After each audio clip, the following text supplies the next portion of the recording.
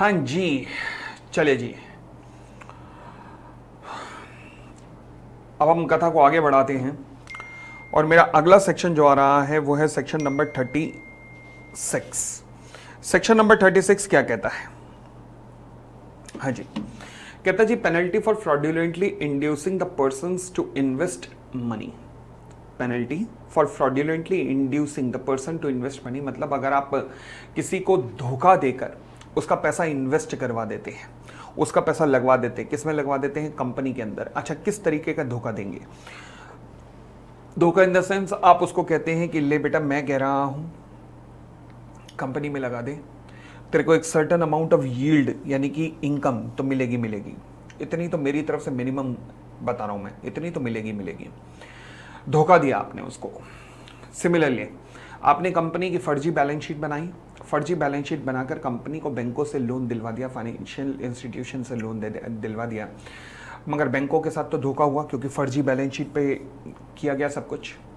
Similarly किसी व्यक्ति को कंपनी के साथ कंपनी के शेयर परचेज करवाए गए या सेल करवाए गए, ये कहकर कि कंपनी में मुकेश अंबानी ज्वाइन करेंगे या कुछ भी झूठ बोलकर कंपनी के साथ अंडरराइटिंग कॉन्ट्रैक्ट करवाया गया, चाहे परचेज हुआ, चाहे सेल हुआ, चाहे अंडरराइटिंग कॉन्ट्रैक्ट हुआ, झूठ बोलकर।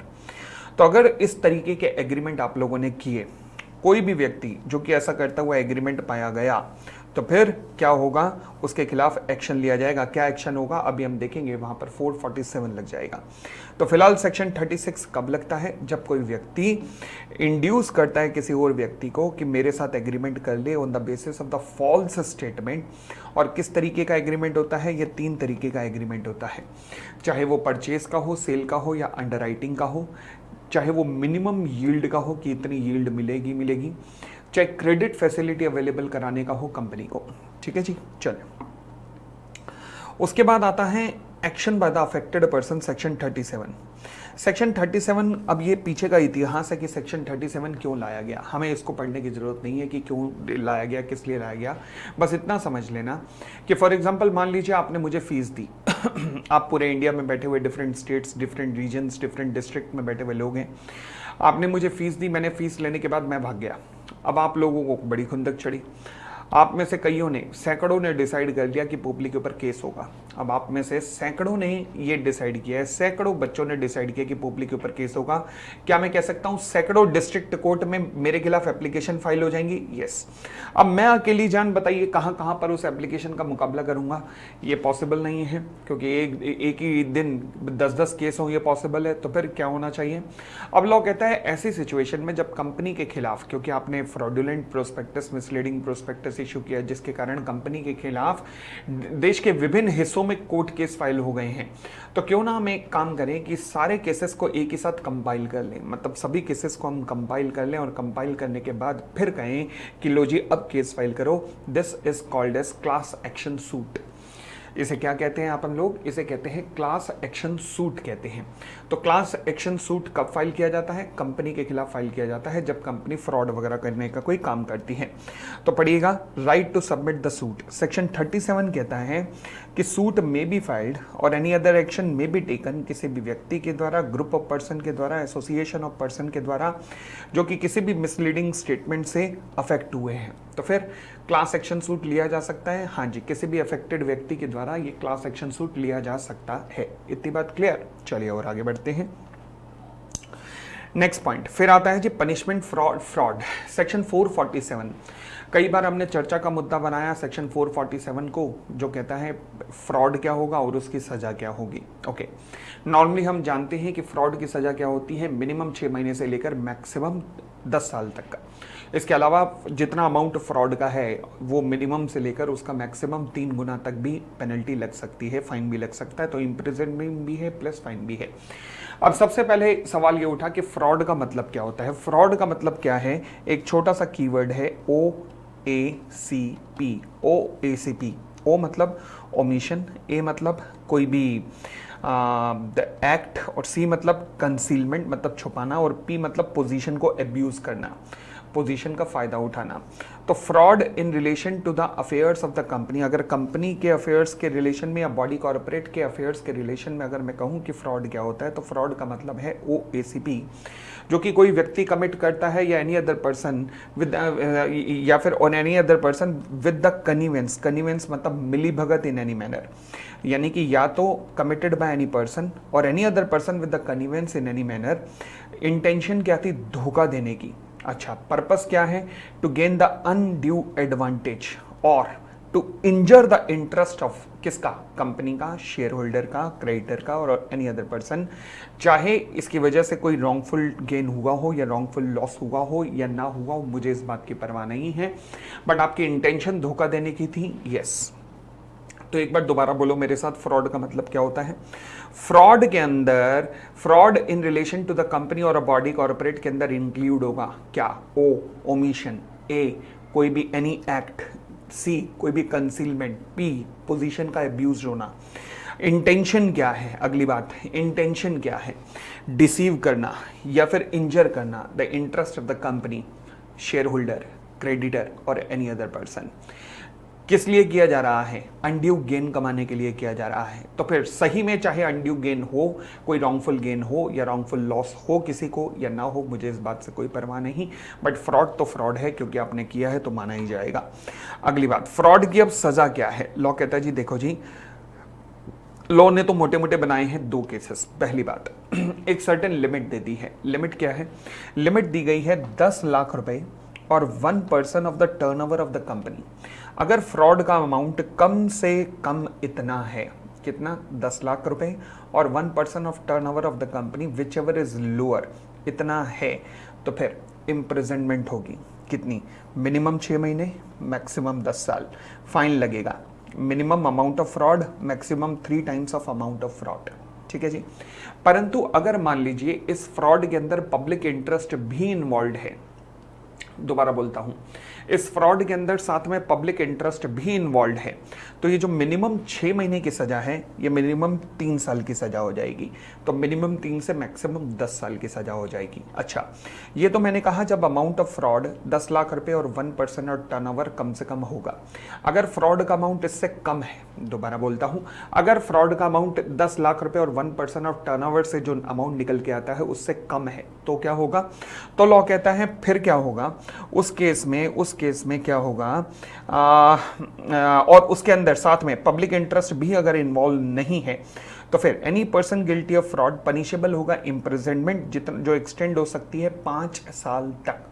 5 साल तक यानी कि 0 से 5 इयर्स तक एक्सटेंड हो सकती है, और साथ में और लग गया, फाइन जो है वो हो सकता है may extend to 50 lakh rupees, और दोनों भी दिए जा सकते हैं। यानी कि इस लिमिट के, अगर लिमिट को टच किया या इससे ऊपर का फ्रॉड हुआ तो हालात बड़े सीरियस हैं। इम्प्रिजनमेंट कम से कम 6 से मैक्सिमम 10 साल होगी एंड फाइन भी लगेगा ही लगेगा। मगर इस लिमिट से कम आए प्लस पब्लिक इंटरेस्ट भी इन्वॉल्व अगर नहीं है, तो फिर अमाउंट ऑफ इम्प्रिजनमेंट भी 5 साल तक है, शायद ना हो। फाइन भी 50 लाख रुपए तक है, शायद ना भी हो, ये भी पॉसिबल है। ठीक है जी। चलिए, तो ये हमारा फ्रॉड के केस में कॉन्सेप्ट है। परंतु अभी एक सिचुएशन जो यहां पर देखनी रह गई वो ये कि अगर मान लीजिए आप कम वाले में आ रहे हैं, अगर फ्रॉड का अमाउंट कम है, ठीक है जी, परंतु पब्लिक इंटरेस्ट इन्वॉल्व है, अब क्या होगा? अच्छा, पब्लिक इंटरेस्ट इन्वॉल्व होने के कारण लॉ कहता है कि मिनिमम इम्प्रिजनमेंट कितनी होगी? 3 साल। तो यानी कि अब अमाउंट तो कम वाले में हो आप, मगर पब्लिक इंटरेस्ट इन्वॉल्व है, तो इसका मतलब आप रहोगे तो यहीं पर, बट मिनिमम इम्प्रिजनमेंट 3 साल की इंश्योर करनी पड़ेगी। तो अब हो जाएगा मिनिमम 3 साल से मैक्सिमम 5 साल, विच में एक्सटेंड टू 5 ईयर्स, और फाइन 50 लाख रुपए और बोथ। ठीक हो गई इतनी बात? चले आगे बढ़ते हैं।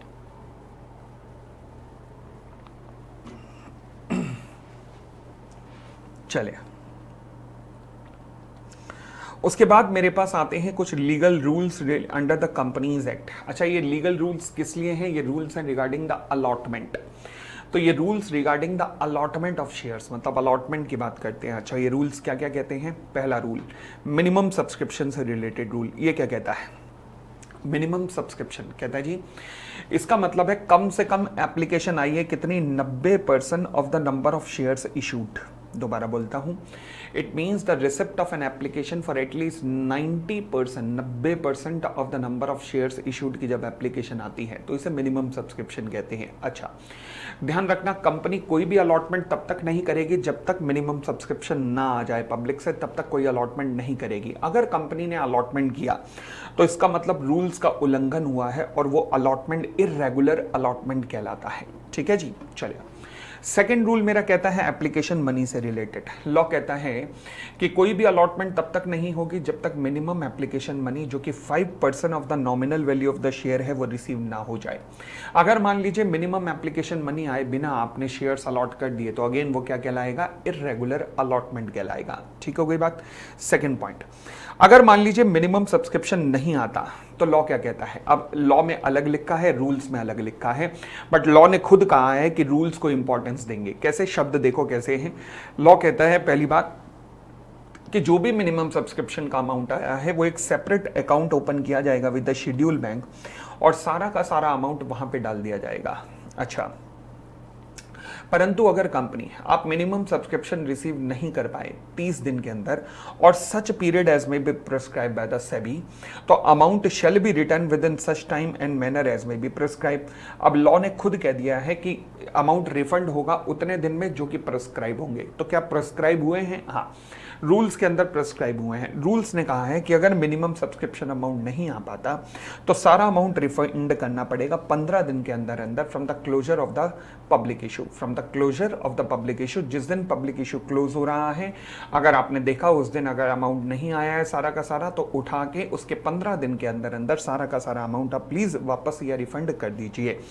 ठीक हो गई इतनी बात। चलिए, फिर पेनल्टी का भी प्रावधान है। अगर रिफंड ना किया, ये पेनल्टियां मत याद करना क्योंकि कितने हद तक पेनल्टियां याद करोगे, अभी भी आपको 15-20 सेक्शन की पेनल्टी याद करनी पड़ेगी लगभग, तो इसे छोड़ देना। आगे, listing of the public issue with the recognised stock exchange. अब ये कॉन्सेप्ट कहता है कि हर वो कंपनी जो कि पब्लिक इशू लाना चाहती है, ये जरूरी है कि पब्लिक को, जब पब्लिक तुम्हारे शेयर्स के लिए अप्लाई करेगी तो वो शेयर्स को खरीद फरोख्त कहां पे करेगी, तो इसके लिए जरूरी है कि आप लोग एक स्टॉक एक्सचेंज को एप्लीकेशन फाइल करें लिस्टिंग के लिए।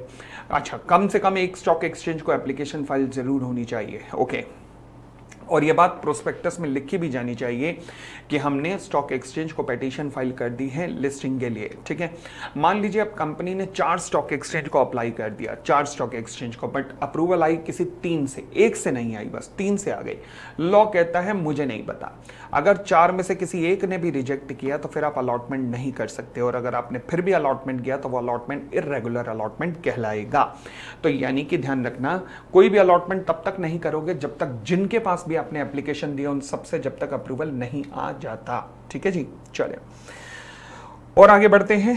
तो ये सारे रूल्स थे हमारे। फिर आता है हमारा इस चैप्टर का last point called as private placement. बहुत इंपॉर्टेंट कॉन्सेप्ट है प्राइवेट प्लेसमेंट, ध्यान से सुनना क्या कहता है प्राइवेट प्लेसमेंट।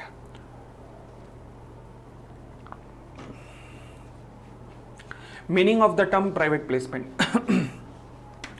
प्राइवेट प्लेसमेंट का मतलब होता है कि जब कंपनी शेयर्स अलॉट करती है या सिक्योरिटीज अलॉट करती है अपने कुछ जान पहचान वाले लोगों को, उनको किस तरीके से एक इनविटेशन दिया जाता है प्राइवेट एंड कॉन्फिडेंशियल करके कि हाँ जी हम आपको इनवाइट करते हैं कि आप हमारे शेयर्स के लिए एप्लीकेशन दीजिए।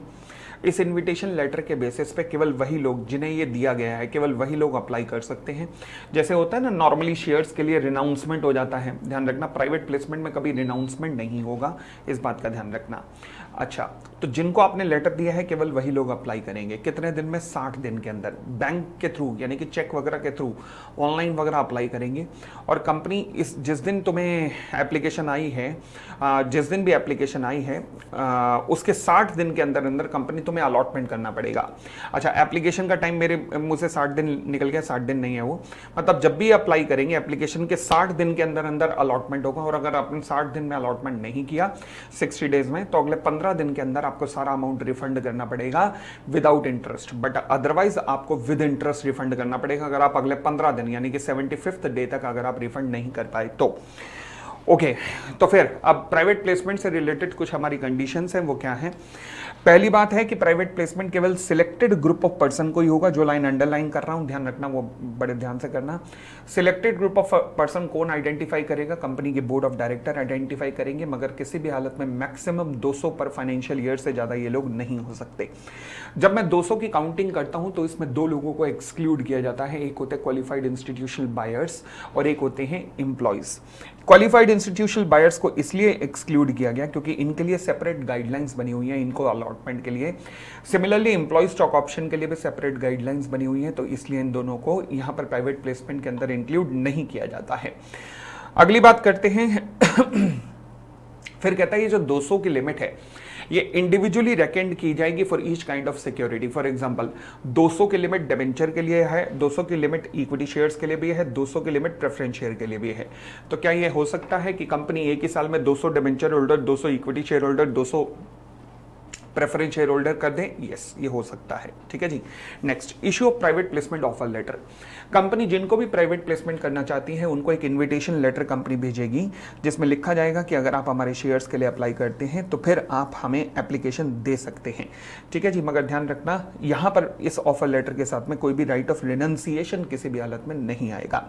फिर no fresh private placement till the completion of the earlier offer. हाँ जी, कंपनी अब एक ध्यान रखना, कहीं ऐसा ना हो कि आपने इक्विटी शेयर्स का एक प्राइवेट प्लेसमेंट निकाला हुआ है, अभी इक्विटी शेयर का प्राइवेट प्लेसमेंट क्लोज नहीं हुआ, अभी ओपन चल रहा है, या तो क्लोज कर दो या फिर अभी कैंसिल कर दो, बट ना आपने क्लोज किया ना कैंसिल किया, मीनवाइल आपने किसी और सिक्योरिटी का प्राइवेट प्लेसमेंट निकाल दिया, ये गलत होगा।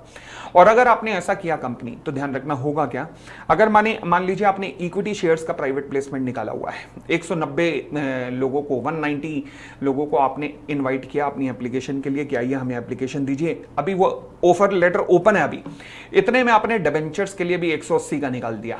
अब लॉ कहता है ये बड़ा सीरियस है। जब मैंने कहा कि पहले वाला क्लोज होने दो उसके बाद ये करो, या फिर पहले वाले को बंद कर दो उसके बाद दूसरा करो, मगर आपको आग लगी हुई थी इतनी ज्यादा कि पहला ओपन है और दूसरा ले आए हो, तो उस केस में मैं दोनों को कंबाइन कर दूंगा। अब 190 प्लस 180 दोनों को कंबाइन कर दिए, 200 से ऊपर निकल गए। जैसे ही 200 से ऊपर निकले, ये प्राइवेट प्लेसमेंट नहीं है, अब इसे मैं पब्लिक ऑफरिंग मान लूंगा। बेहतरीन कॉन्सेप्ट है, इस पे क्वेश्चन है आपके लिस्ट ऑफ इंपॉर्टेंट क्वेश्चंस के अंदर आपको दिख जाएगा, बेहतरीन कॉन्सेप्ट है। अगेन मैं हाईली रिकमेंड करूंगा जो भी इस रिवीजन क्लास को सुन रहे हैं, हो सके तो वो लिस्ट ऑफ इंपॉर्टेंट क्वेश्चन इस अटेम्प्ट के लिए ले लीजिएगा और नैया पार करवाने में बहुत मदद करेगी। उस सबकी वीडियो सॉल्यूशन भी उन important list of important question का मैं आपको प्रोवाइड करूंगा। अभी बस अगले कुछ ही दिनों में हो जाएगा वो भी सारा प्रोवाइड। चलिए, no fresh private placement till the completion of the earlier offer. ध्यान रखना, तो कोई भी फ्रेश अलॉटमेंट नहीं करोगे जब तक पहला ऑफर बंद ना हो जाए, कैंसिल ना हो जाए। ओके। फिर नो एडवर्टाइजमेंट। भाई साहब, प्राइवेट प्लेसमेंट क्योंकि आप अपने जान पहचान वाले लोगों को कर रहे हो, तो इसलिए इसके लिए कोई एडवर्टाइजमेंट फॉर जनरल पब्लिक कोई भी अपॉइंट नहीं की जाएगी, कोई भी एजेंट वगैरह अपॉइंट नहीं किया जाएगा इसके लिए, क्योंकि अगर आप एजेंट अपॉइंट कर रहे हो, एडवर्टाइजमेंट वगैरह लॉन्च कर रहे हो, तो इसका मतलब आपके अंदर आग लगी हुई है किस चीज की, पब्लिक ऑफर लाने की। ठीक है, आगे submission of return of allotment. आपने प्राइवेट प्लेसमेंट के अंदर जिन जिन को भी अलॉटमेंट किया है उन सब अलॉटीज की एक लिस्ट तैयार कीजिए। Company making an allotment of security file with the registrar और return of allotment. Return of allotment बनाइए, मतलब अलॉटीज की लिस्ट तैयार कीजिए और अलॉटमेंट के 15 दिन के अंदर अंदर आरओसी को complete list of allottee with their name, address, securities जो आपने अलॉट की हैं, कंसिडरेशन वगैरह वो भरकर आरओसी के पास सबमिट कर दीजिएगा। क्या? Return of allotment. ठीक है जी। अगर आपने रिटर्न ऑफ अलॉटमेंट सबमिट ना की, इसकी पेनल्टी याद रखनी है, ध्यान रखना, अगर आपने रिटर्न ऑफ अलॉटमेंट सबमिट नहीं की तो कंपनी उसके प्रमोटर डायरेक्टर के ऊपर पेनल्टी रख सकती है। कितना? 1000 रुपए per day during which such default continue, but maximum penalty 25 lakh rupees तक जा सकती है। ये पेनल्टी याद करनी है, ध्यान रखना, submission of return of allotment की। नेक्स्ट, ऑफर और invitation to more than prescribe number of person. हाँ जी, अगर आपने 200 से ऊपर लोगों को प्राइवेट प्लेसमेंट करने की कोशिश की है, इनविटेशन भी दिया, इसका मतलब आग पब्लिक ऑफर की है, तो वो पब्लिक ऑफर कहलाएगा। फिर प्रोस्पेक्टस वगैरह इशू करने पड़ेंगे, ध्यान रखना। फिर पेमेंट ऑफ अमाउंट, जो भी अमाउंट आ रहा है प्राइवेट प्लेसमेंट के थ्रू केवल बैंकिंग चैनल के थ्रू आएगा, कैश में बिल्कुल भी रिसीव नहीं होगा। ठीक है जी, और आगे बढ़ते हैं। अच्छा, ये बड़ी लाइन इंपॉर्टेंट है, कहता है जी कंपनी इस अमाउंट को बिल्कुल भी यूज नहीं करेगी जब तक कि रिटर्न ऑफ अलॉटमेंट फाइल ना हो जाए आरओसी के पास। तो एक बार रिटर्न ऑफ अलॉटमेंट आरओसी को फाइल कर दो, उसके बाद इस अमाउंट को यूज कर सकते हो, अदरवाइज बिल्कुल यूज नहीं कर सकते।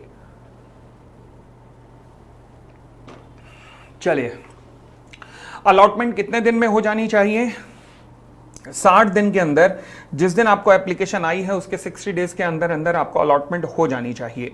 और अगर अलॉटमेंट टाइम से नहीं कर पाए तो फिर रिफंड कर दो कितने दिन में? 15 दिन के अंदर, विदाउट एनी इंटरेस्ट। परंतु अगर आप 15 दिन में रिफंड नहीं कर पाए तो फिर आपको इंटरेस्ट पे करना पड़ेगा 12% पर एनम। कहां से? 60 दिन के बाद, यानी कि 61वें दिन से 12% पर एनम का आपके ऊपर इंटरेस्ट लग जाएगा, ध्यान रखना, ये इंटरेस्ट भी ध्यान रख लेना। Next point, next point. हाँ जी, कॉन्सिक्वेंसेस ऑफ डिफॉल्ट, ये करने की जरूरत नहीं है, ये भी पॉइंट करने की जरूरत नहीं है। ये पॉइंट क्या था? प्रोवाइडेड दैट मनी रिसीव्ड, ये भी नहीं करने की जरूरत। अब आइएगा रूल्स में जो लिखा हुआ है, previous approval of share holder. हाँ जी, ये देखिएगा ध्यान से।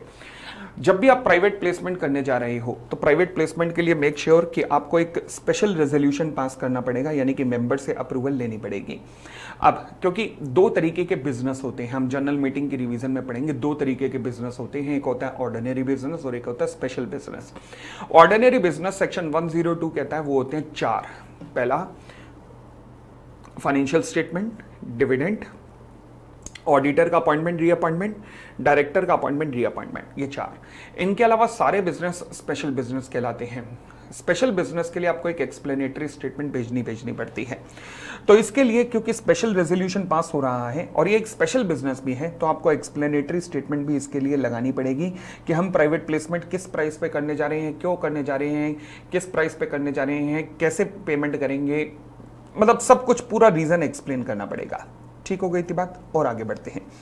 फिर कहता है provided further that this sub rule shall not apply, okay, in case of offer और invitation of non convertible debentures. आहा, नॉन कन्वर्टेबल डिबेंचर्स, अच्छा, वेयर नॉन कन्वर्टेबल डिबेंचर पे एसआर की जरूरत नहीं है, यानी कि ये सब रूल अप्लाई नहीं होगा, मतलब नो स्पेशल रेजोल्यूशन।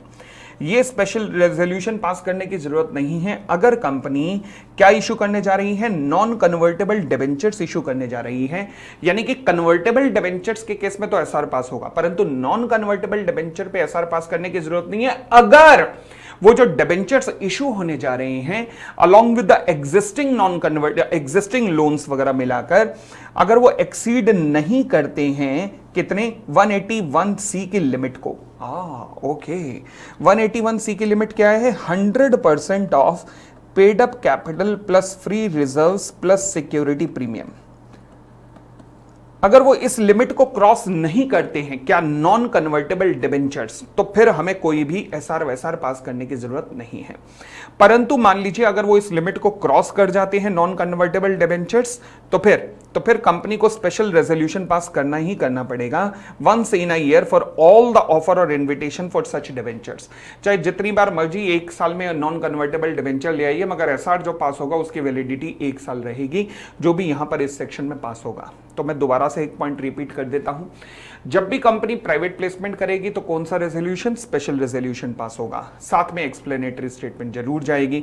फिर अगर मान लीजिए नॉन कन्वर्टेबल डिबेंचर्स आ रहे हैं तो नॉन कन्वर्टेबल डिबेंचर्स के केस में जो अगर अमाउंट है वो अगर 181C की लिमिट को क्रॉस नहीं कर रहा है, 181C की लिमिट देखते हुए ना क्या देखना पड़ता है?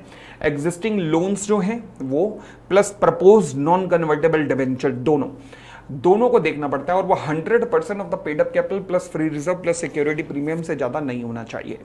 अगर उससे ज्यादा नहीं है तो एसआर पास करने की जरूरत नहीं है, और अगर उससे ज्यादा है तो एसआर पास करना पड़ेगा, और उस एसआर की वैलिडिटी 1 साल रहेगी, और एसआर की वैलिडिटी 1 साल रहेगी। फिर मिनिमम इन्वेस्टमेंट, जब आप प्राइवेट प्लेसमेंट करते हो तो कहीं ऐसा ना हो कि कोई 10 रुपए दे रहा है, कोई 11 रुपए, कोई 21 रुपए, कोई 101 रुपए, कोई 151 रुपए, ये माता का जगराता नहीं हो रहा।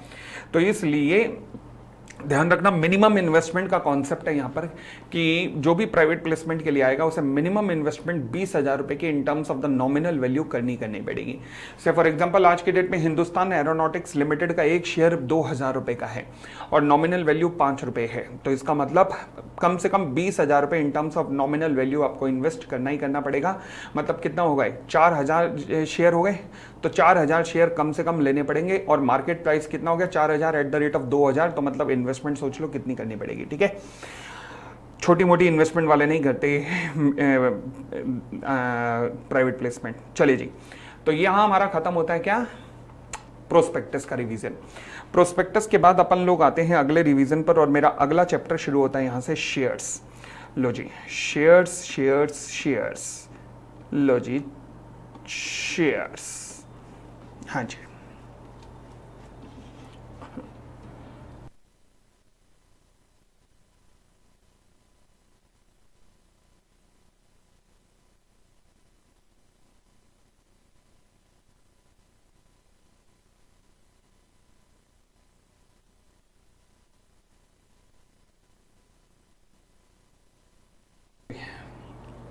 शेयर्स,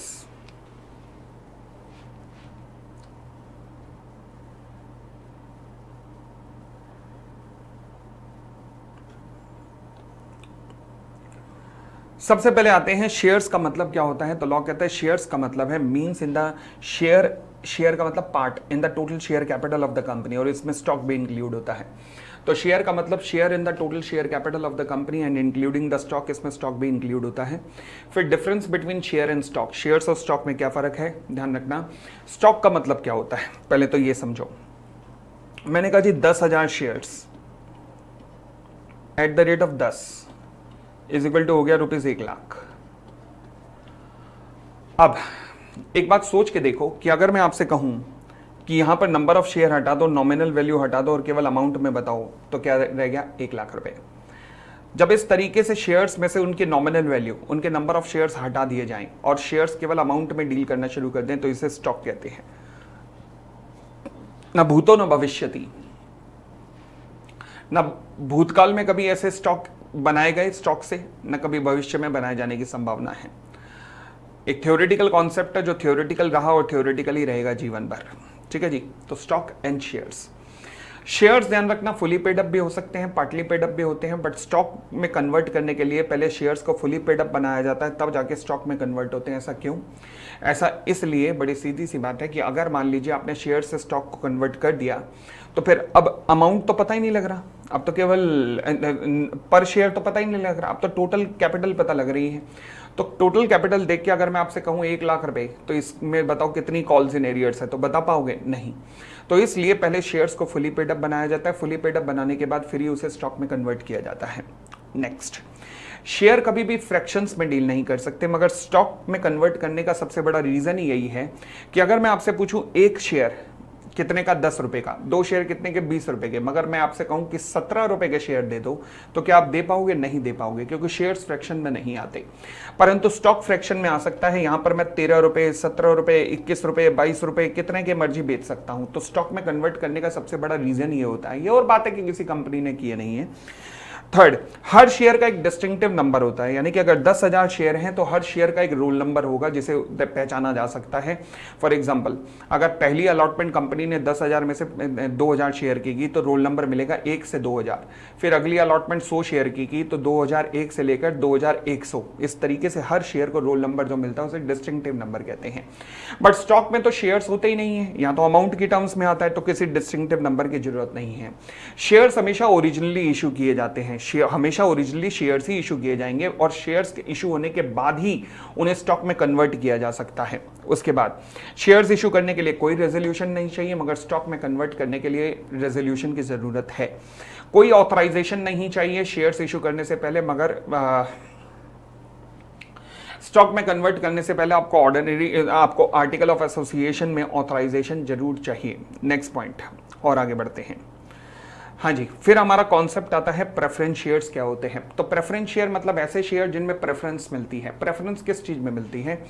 प्रेफरेंस मिलती है दो चीजों में। पहली बात, जब तक कंपनी जिंदा है इन्हें प्रेफरेंस में मिलता है डिविडेंड, और जब कंपनी मर जाएगी तो इन्हें प्रेफरेंस में इनकी कैपिटल को वापस किया जाता है। तो इन्हें इन दोनों चीजों में प्रेफरेंस मिलती है। अगली बात, क्या कोई भी company preference share capital issue कर सकती है? हाँ, अगर पहली बात आर्टिकल ऑफ एसोसिएशन इस चीज को ऑथराइज करे तभी company preference share capital issue कर सकती है। दूसरी बात, कंपनी को स्पेशल रेजोल्यूशन पास करना पड़ेगा प्रेफरेंस शेयर कैपिटल इशू करने के लिए। और तीसरा, जब company preference share capital issue करने जा रही है उस वक्त कंपनी का कोई भी एग्जिस्टिंग डिफॉल्ट नहीं होना चाहिए किसी प्रेफरेंस शेयर कैपिटल की पेमेंट में या उन पे डिविडेंड की पेमेंट में कोई भी डिफॉल्ट नहीं होना चाहिए उस वक्त। ठीक है जी, और आगे बढ़े, चलिए। Preferential rights available to the preference shares. हाँ जी, प्रेफरेंशियल राइट कौन कौन से राइट मिलते हैं? जब तक जिंदा है तब तक प्रेफरेंस में डिविडेंड, और मर जाएगी तो प्रेफरेंस में उनकी कैपिटल वापस हो जाएगी। Next point, underwriting commission and brokerage. देखो जी, अंडरराइटर कौन होते हैं? अंडरराइटर वो व्यक्ति है जो कि कंपनी के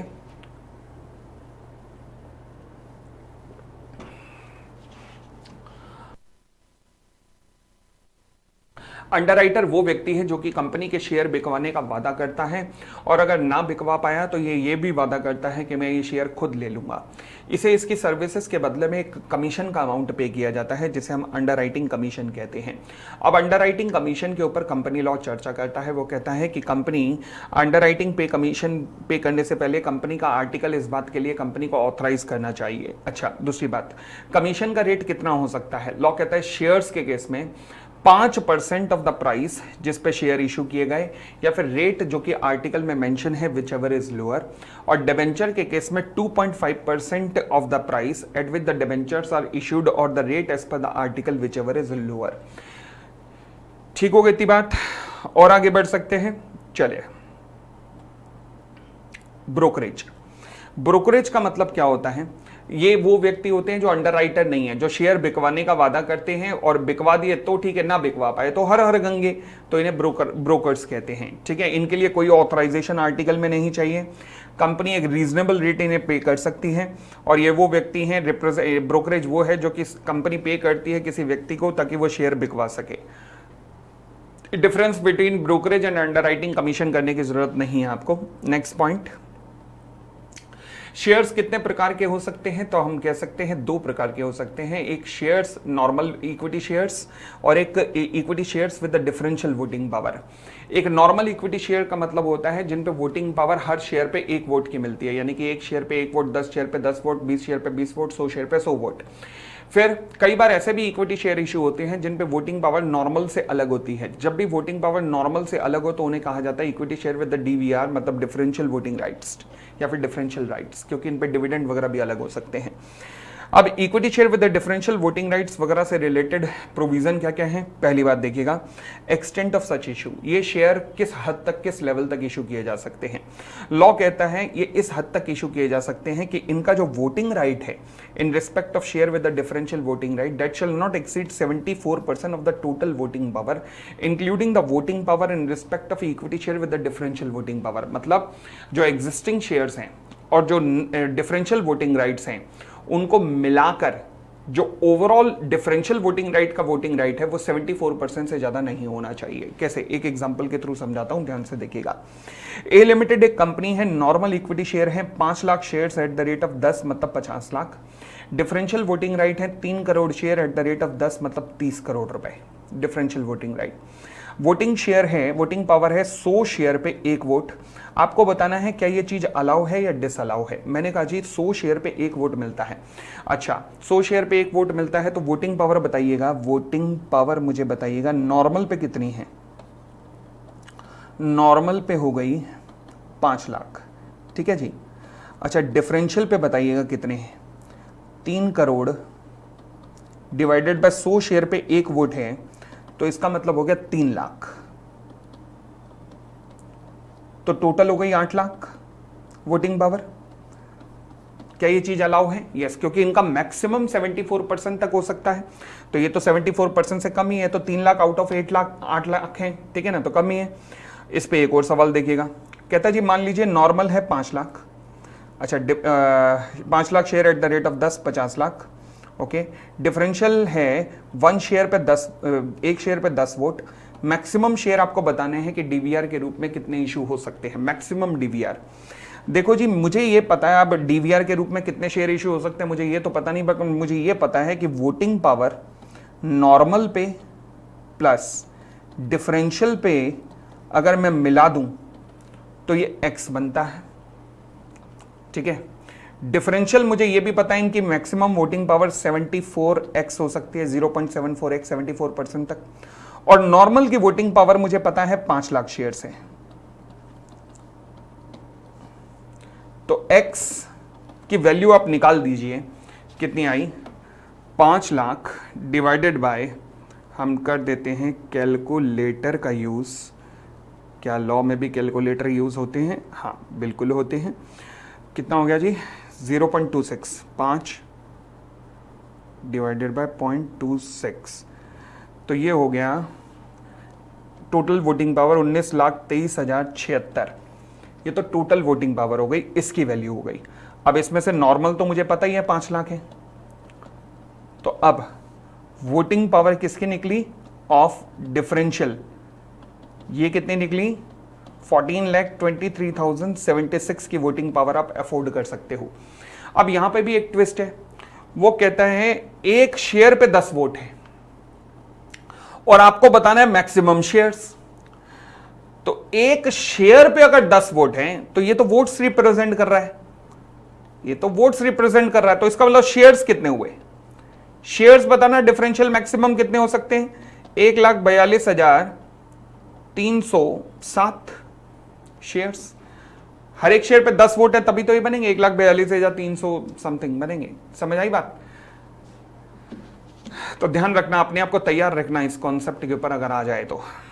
next point, no default for the following. हाँ जी, किसी भी हालत में कोई भी एग्जिस्टिंग डिफॉल्ट नहीं होना चाहिए। डी में, डी और पी में, 3D प्लस पी में कोई भी डिफॉल्ट नहीं होना चाहिए। फिर उसके अलावा भी कोई भी डिफॉल्ट नहीं होना चाहिए, अगेन डी, ये भी डी, वो भी डी, कौन सा डी, कहां जाऊं, इसका मतलब ये दिया हुआ है डिविडेंड ऑन इक्विटी शेयर, तो इसका मतलब ये क्या है, डिविडेंड ऑन प्रेफरेंस शेयर दिया हुआ है, तो इसका मतलब ये क्या है, डिविडेंड ऑन इक्विटी शेयर्स। तो प्रेफरेंस शेयर के डिविडेंड में कोई डिफॉल्ट ना हो, term loan from the PFI और स्टेट लेवल इंस्टीट्यूशन या फिर इंटरेस्ट देयर ऑन में कोई डिफॉल्ट ना हो, इंप्लॉइज को पेमेंट करने में कोई डिफॉल्ट ना हो, investor education and protection fund में क्रेडिट करने में कोई डिफॉल्ट ना हो। अगर ये सब डिफॉल्ट हुए तो फिर क्या होगा, सर ऊपर भी डिफॉल्ट है नीचे भी डिफॉल्ट है, फर्क क्या पड़ता है, फर्क बहुत ज्यादा पड़ता है। वो क्या, नीचे कहता है अगर ये डिफॉल्ट हुए तो company differential voting right issue कर तो सकती है, थर्ड पॉइंट में, परंतु कब, जब इन डिफॉल्ट को सही कर दोगे और सही करने के बाद 5 साल तक वेट करना from the end of the financial year जिसमें ये डिफॉल्ट सही करोगे। हे मत जी, यानी कि अगर अप्रैल 2018 में आपने डिफॉल्ट ठीक किया, अप्रैल 2018, तो 18-19 तो भूल ही जाओ, उसके अगले और 5 फाइनेंशियल ईयर, 19-20, 20-21, 22-23, 23-24, मतलब यहां तक रुकना पड़ेगा। ऊपर में तो डिफॉल्ट ठीक करते ही आप डिफरेंशियल राइट इशू कर सकते हो, बट यहां पर 5 financial year from the end of financial year in which the default was made good. Oh my God, बहुत सख्त हो गया लो। यस, अच्छा, और आगे बढ़ते हैं। कोई भी डिफॉल्ट नहीं होना चाहिए, 4 एक्ट के अंदर कोई भी डिफॉल्ट नहीं होना चाहिए। वो 4 एक्ट कौन कौन से हैं?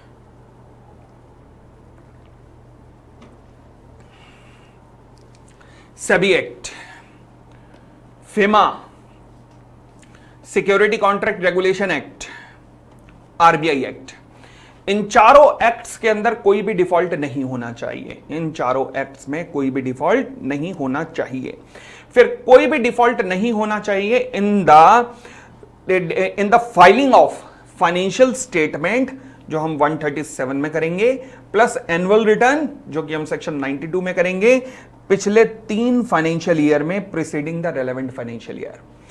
तो रेलेवेंट फाइनेंशियल ईयर से पिछले 3 फाइनेंशियल ईयर में कोई भी डिफॉल्ट ना हो in the submission of the financial statement plus annual return. यानी कि अगर कोई भी डिफॉल्ट हुआ तो ना आना यहां पर, तो आप ये इशू नहीं कर सकते। आगे, approval by the article of association.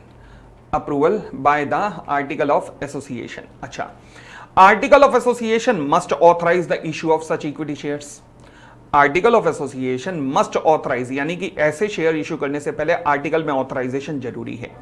इसके अलावा शेयर होल्डर से भी अप्रूवल जरूरी है बाय द ऑर्डिनरी रेजोल्यूशन। परंतु एक बात ध्यान रखना, अगर कंपनी ऐसी है जो कि लिस्टेड है किसी स्टॉक एक्सचेंज पे, तो अप्रूवल पोस्टल बैलेट के थ्रू भी प्राप्त की जा सकती है। इसके अलावा ये कौन सा बिजनेस है, differential voting right, special business है, तो एक्सप्लेनेटरी स्टेटमेंट आएगी, यस। तो फिर नोटिस के अंदर सब एक्सप्लेनेटरी स्टेटमेंट जाएगी, क्यों? क्योंकि special business. Sir ordinary resolution लिखा, भाई रेजोल्यूशन ऑर्डिनरी है, बिजनेस तो स्पेशल है ना, ठीक है ना, क्योंकि 4 ऑर्डिनरी बिजनेस को छोड़कर बाकी सारे बिजनेस कौन से होते हैं? स्पेशल बिजनेस होते हैं।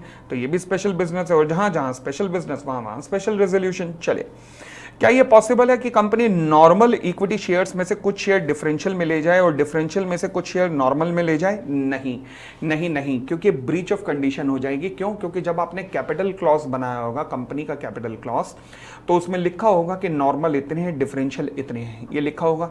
अब उसे आप चेंज नहीं कर सकते, क्योंकि कैपिटल क्लॉज में ऑल्ट्रेशन केवल कुछ एक केसेस में अलाउ होता है, जो कि सेक्शन 61 में दिए गए हैं।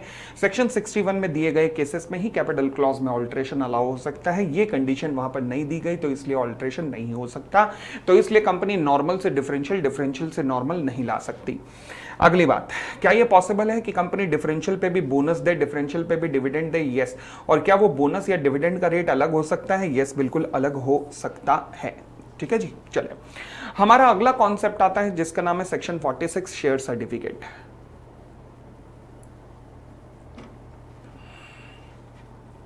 हाँ जी, शेयर सर्टिफिकेट के केस में मैं क्या कह सकता हूं? देखो जी, पहली बात, शेयर सर्टिफिकेट पे किसके साइन होने चाहिए? अगर तो कंपनी के पास कॉमन सील है तो शेयर सर्टिफिकेट पे कॉमन सील लगी होनी चाहिए। परंतु अगर कंपनी के पास कॉमन सील नहीं है तो शेयर सर्टिफिकेट पर साइन होने चाहिए किसके द्वारा? कम से कम 2 डायरेक्टर्स के द्वारा, या फिर director and the company secretary, अगर कंपनी के पास कंपनी सेक्रेटरी है तो।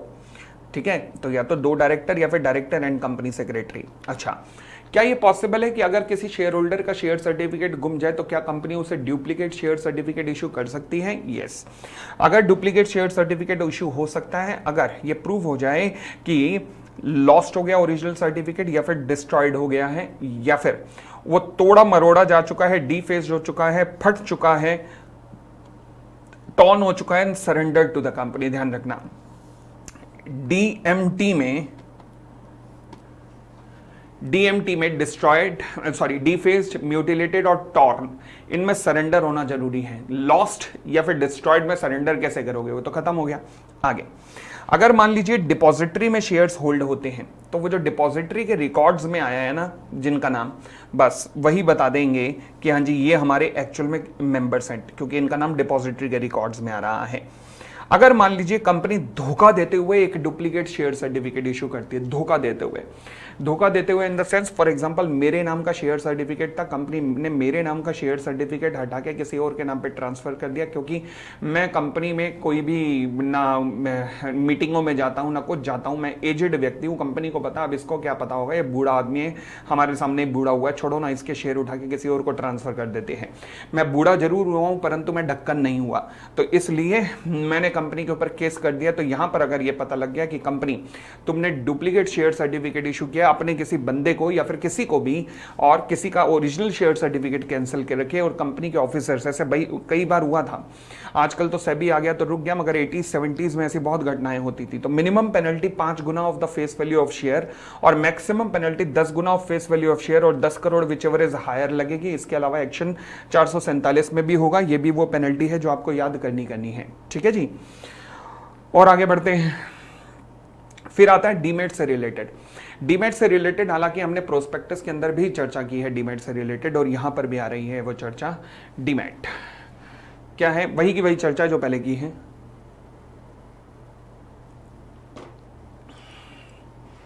हाँ जी, रूल नंबर 9A प्रोस्पेक्टस के अंदर कर चुके हैं कि हर अनलिस्टेड पब्लिक कंपनी के सिक्योरिटीज डीमैट में ही इशू करने की पड़ेगी और हर अपने सारे एग्जिस्टिंग शेयर को भी डीमैट में ही इशू करवाना पड़ेगा। आगे इसके अलावा हर होल्डर जो कि अनलिस्टेड कंपनी का है, आज की डेट में वो ट्रांसफर करना चाहता है या सब्सक्राइब करना चाहता है नए शेयर के लिए, तो ध्यान रखना वो केवल डीमैट में ही कर सकता है। उसके अलावा रूल नंबर 9A यानी कि डीमैट का कॉन्सेप्ट नहीं लगेगा कुछ कंपनियों पे, निधि पे, गवर्नमेंट कंपनी पे, होली ओन सब्सिडरी कंपनी पे। इसके अलावा प्राइवेट लिमिटेड कंपनियों के लिए भी ये कंपलसरी नहीं है कि प्राइवेट लिमिटेड कंपनियां भी डीमैट में कन्वर्ट करें। ठीक हो गई इतनी बात। चलिए फिर हमारा अगला सेक्शन आता है, अब section 47 voting rights of the member की बात करता है। हाँ जी, इक्विटी शेयर होल्डर को वोटिंग राइट कितना होता है, जितना उनके पास वोट होते हैं उतना ही वोटिंग राइट होता है। ओके, फिर voting right preference share holder को कितना होता है। नॉर्मली प्रेफरेंस शेयर होल्डर को वोटिंग राइट केवल तब मिलता है जब उनका इंटरेस्ट अफेक्ट हो रहा हो। अच्छा, उनका इंटरेस्ट कब अफेक्ट माना जाता है, केवल दो केस में। पहला, जब प्रपोजल आ रहा हो for the winding up of the company, और दूसरा जब प्रपोजल आ रहा हो for the reduction of the share capital of the company. केवल इन दो केसेस के अंदर माना जाता है कि वोटिंग राइट प्रभावित हो रहा है। अच्छा, circumstance under which A preference shareholder has a right to vote on every resolution। देखो जी, कुछ केस ऐसे होते हैं जब हर रेजोल्यूशन पे वोट डालने का अधिकार प्रेफरेंस शेयर होल्डर को मिलता है। वो कौन से केस है? अगर प्रेफरेंस शेयर होल्डर को आपने लगातार पिछले 2 साल तक का डिविडेंड नहीं दिया है, जनरल मीटिंग से पहले देखा जाएगा 2 साल का पिछला डिविडेंड नहीं दिया है, तो प्रेफरेंस शेयर होल्डर को हर एक रेजोल्यूशन पे वोट डालने का अधिकार मिल जाएगा ऑटोमेटिकली, अगर आपने पिछले 2 साल का डिविडेंड उन्हें नहीं दिया है तो। ठीक हो गई इतनी बात। और आगे बढ़ते हैं। फिर proportion of the voting right, वो कहता है मान लीजिए प्रेफरेंस शेयर को भी वोटिंग राइट मिल गया, इक्विटी के पास भी वोटिंग राइट है, तो अब दोनों का प्रोपोर्शन क्या होगा। लॉ कहता है इस केस में प्रोपोर्शन देखा जाएगा पेड अप कैपिटल का, कि पेड अप कैपिटल के प्रोपोर्शन में वोटिंग राइट भी एडजस्ट होगा। कैसे?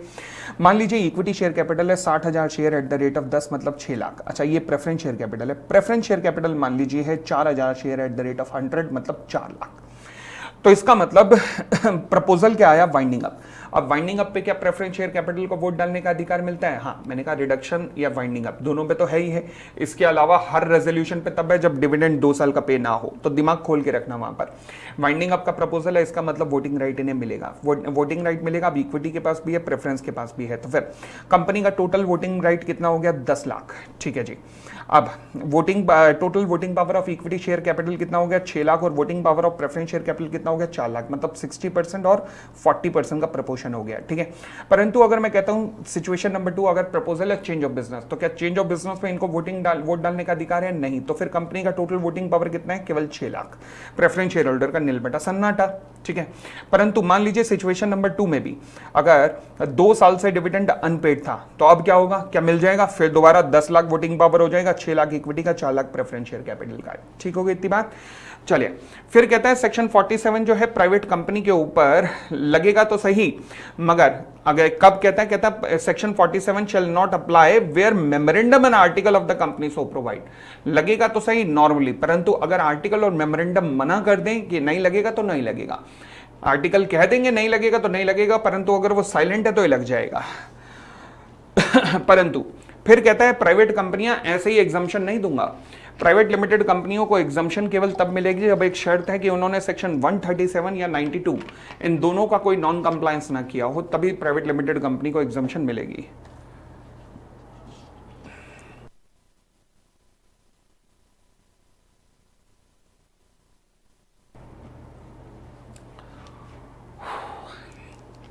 चलिए अगला मेरा सेक्शन आता है सेक्शन 48 जो कहता है variation in the rights of the share holder. Section 48 क्या कहता है? कहता है जी मान लीजिए कंपनी ने प्रेफरेंस शेयर कैपिटल को 10% डिविडेंड देना था, नहीं दिया। अब प्रेफरेंस शेयर होल्डर चाहते हैं कि अब अगले साल से हमें 15% का डिविडेंड मिले, यानी कि वो अपना राइट को वेरी करना चाहते हैं। क्या वो कर सकते हैं? लॉ कहता है हाँ कर तो सकते हैं, मगर 3 शर्तें पूरी होनी चाहिए। 3 शर्तें कौन सी? पहला, जो मेमोरेंडम है या आर्टिकल है वो इस बात को अलाउ करता हो।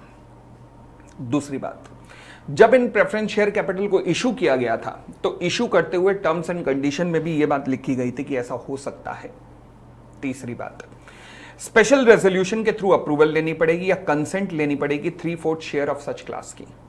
स्पेशल रेजोल्यूशन और कंसेंट में क्या फर्क है?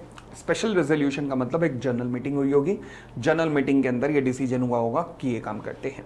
कंसेंट का मतलब है कि मान लीजिए आपने एक, जैसे स्कूलों में बनाते थे ना, ये मास्टर हमें पसंद नहीं है, वो हमने लिखी एक चिट्ठी, ये प्रिंसिपल टू द प्रिंसिपल, ये मास्टर हमें पसंद नहीं है, हमें समझ नहीं आ रहा, मैंने लिखी रामलाल को दी, रामलाल ने श्यामलाल को दी, श्यामलाल ने विमला को दी, विमला ने कमला को दी, कमला ने कालू को दी, कालू ने लालू को दी, लालू ने भोलू को दी, भोलू ने शालू को दी।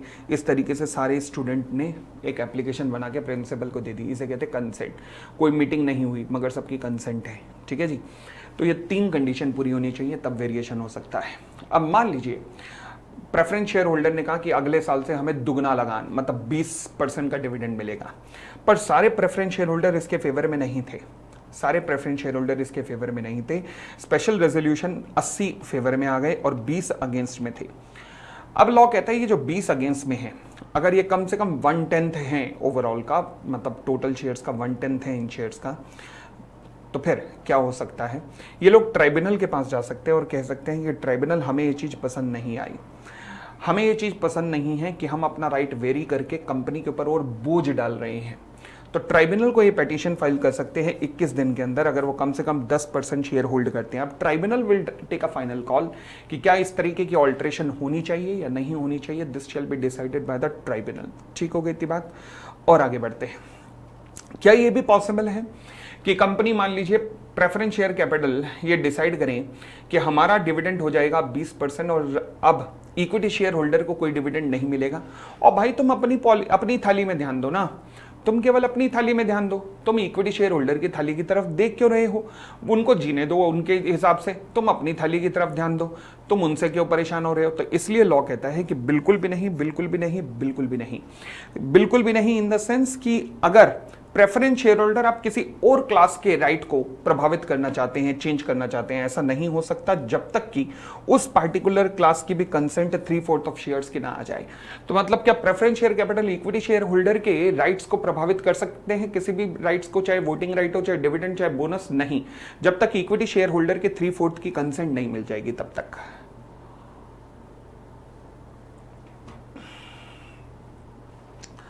चले और आगे बढ़ते हैं।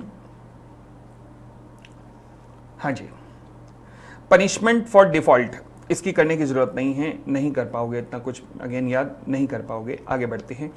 Calls on shares. Call on share का मतलब होता है कि जब कंपनी डिमांड करती है, किससे डिमांड करती है? अपने शेयर होल्डर से। अच्छा, किस चीज की? कि या तो सारा अमाउंट पे कर दो या पार्शियल अमाउंट पे कर दो, जो कि अनपेड है अभी, किसी भी वक्त। Yes, during the continuation of the company, जब तक कंपनी जिंदा है तब तक। ओके, दोबारा बोलो, कॉल का मतलब क्या है? जब कंपनी डिमांड करती है, किससे डिमांड करती है? शेयर होल्डर से, या तो होल अमाउंट या फिर पार्शियल अमाउंट, जो कि अभी अनपेड है, किसी भी वक्त during the continuance of the company. Yup, चले अब अगली बात, कॉल से रिलेटेड कुछ प्रोविजन है। किसका रेजोल्यूशन पास किया जाना चाहिए? बोर्ड रेजोल्यूशन पास किया जाना चाहिए। बोर्ड रेजोल्यूशन के अंदर प्रोवाइड किया जाएगा कि हाँ जी, अमाउंट ऑफ कॉल क्या होगा, time and place of call क्या होगा। अगली बात बहुत इंपॉर्टेंट है, कॉल हमेशा यूनिफॉर्म बेसिस पे होनी चाहिए। कॉल हमेशा यूनिफॉर्म बेसिस पे होनी चाहिए, मतलब एक जैसे होना चाहिए। ऐसा ना हो कि कॉल का अमाउंट डिफरेंट डिफरेंट है। फॉर एग्जाम्पल देखिए M1, M2, M3, M4, M5 share holder थे, कॉल आपने की 4 पे 4 पे 4 पे 4 पे 2 रुपए, ये गड़बड़ हो गई, ये इनवैलिड कॉल है। परंतु लॉ आगे कहता है कि अगर मान लीजिए अलग अलग क्लास है, अलग क्लास है, तो फिर कॉल का अमाउंट डिफरेंट हो सकता है। अगर अलग क्लास है, जैसे क्लास 1, क्लास 2, क्लास 1 पे कॉल मंगाई 4 रुपए, क्लास 2 पे मंगाई 2 रुपए, ये चलेगा। तीसरी चीज लॉ कहता है कि अगर मान लीजिए कि शेयर का पेड अप वैल्यू भी डिफरेंट है, अगर शेयर का पेड अप वैल्यू डिफरेंट है तो उन्हें ऑटोमेटिकली डिफरेंट क्लास का शेयर मान लिया जाएगा और फिर कॉल का अमाउंट भी डिफरेंट हो सकता है। कैसे? सेम क्लास के शेयर थे परंतु पेड अप वैल्यू डिफरेंट थी, तो अब इन्हें डिफरेंट क्लास का मान लिया जाएगा। क्यों? क्योंकि M4 ने शायद पिछली कॉल 2 रुपए की नहीं दी होगी, तभी उसकी पेड अप वैल्यू 4 रुपए है। अब उससे पिछली कॉल भी तो मंगानी है। अगर मैं जनरल रूल लगा दूं कि सेम क्लास पे यूनिफॉर्म कॉल मंगाई जाएगी, तो M4 से तो कॉल मंगाई नहीं जा पाएगी कभी। इसलिए लॉ मेकर ने कहा कि अगर पेड अप वैल्यू डिफरेंट है तो हम डिफरेंट क्लास का मान लेंगे और डिफरेंट क्लास का मान लिया तो उन पे कॉल डिफरेंट हो सकती है, यस। तो इसलिए 4 पे 4 पे 4 पे 6 पे, ठीक है जी, वैलिड है, परफेक्ट है। आगे बोनाफाइड, कॉल हमेशा कंपनी के इंटरेस्ट में होनी चाहिए। ऐसा ना हो कि आप किसी पार्टिकुलर डायरेक्टर के हित में कॉल मंगा रहे हो। डायरेक्टर के हित में कैसे?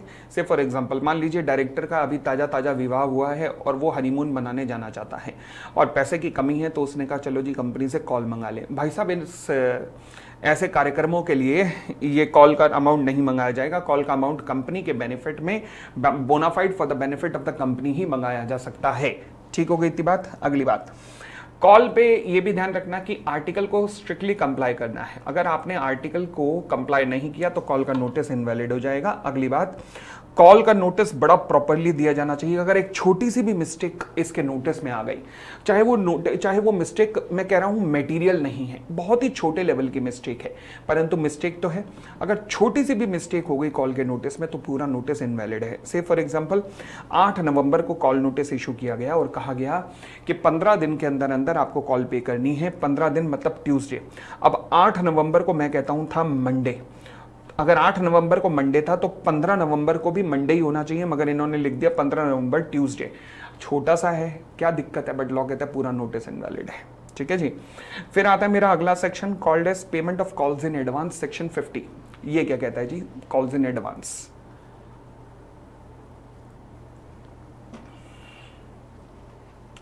क्या ये पॉसिबल है कि कंपनी कॉल्स इन एडवांस मंगा ले? यस, केवल तब जब कंपनी का आर्टिकल ऑफ एसोसिएशन इस बात की ऑथराइजेशन करे, तभी कंपनी कॉल्स इन एडवांस मंगा सकती है। अच्छा, दूसरी बात, क्या कॉल्स इन एडवांस पे करते ही किसी शेयर होल्डर को वोटिंग राइट भी मिल जाती है? नहीं, शेयर होल्डर को वोटिंग राइट केवल तब मिलती है जब उसकी शेयर्स की, उसकी क्लास की रिस्पेक्ट में वो वोटिंग पावर ड्यू होती है।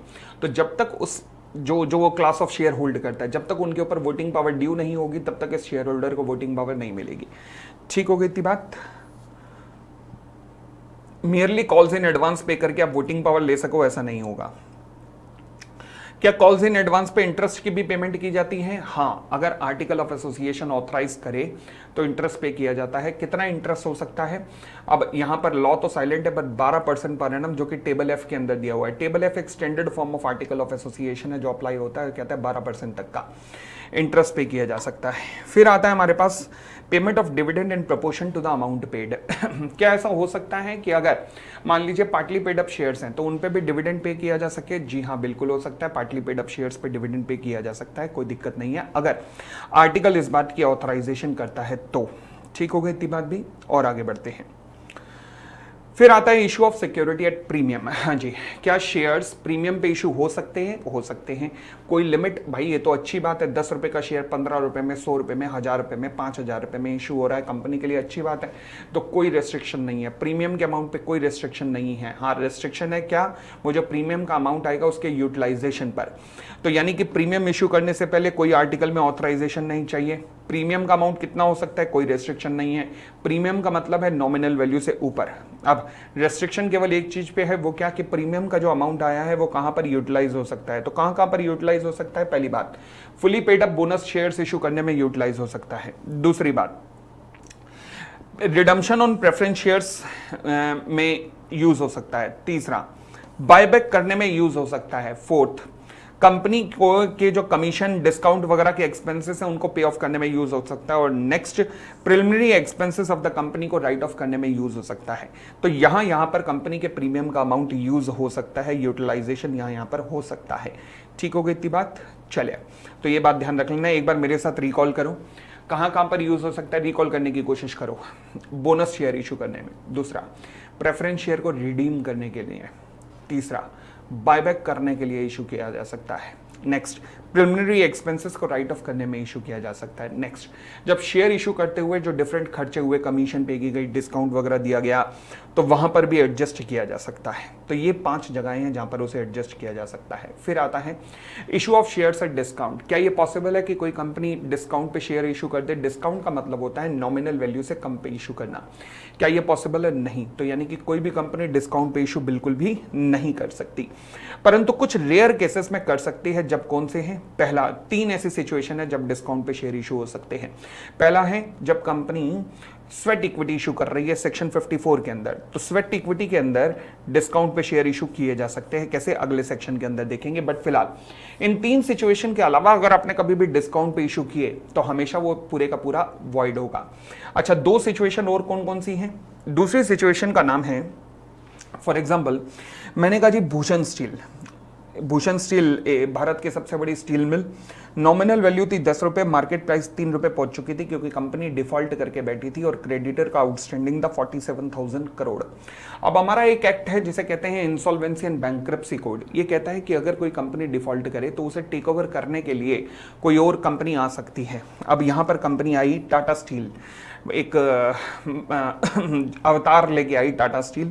उसने क्रेडिटर को कहा, क्रेडिटर हम 47,000 करोड़ के बदले में तुम्हें 27,000 करोड़ दे सकते हैं। क्रेडिटर वर मोर देन हैप्पी क्योंकि इनका 25 करोड़ रुपए का तो इंटरेस्ट था, बाकी तो सारा प्रिंसिपल था, बाकी 25,000 करोड़ का इंटरेस्ट था। उन्होंने कहा कुछ नहीं से कुछ सही, आने दे। क्रेडिटर की कंसेंट रिक्वायर्ड हो गई। अब क्रेडिटर की जब कंसेंट रिक्वायर्ड हो गई तो इसे कहते हैं रेजोल्यूशन प्लान अप्रूव हो गया। कौन सा? स्टैट्यूटरी रेजोल्यूशन प्लान अप्रूव हो गया।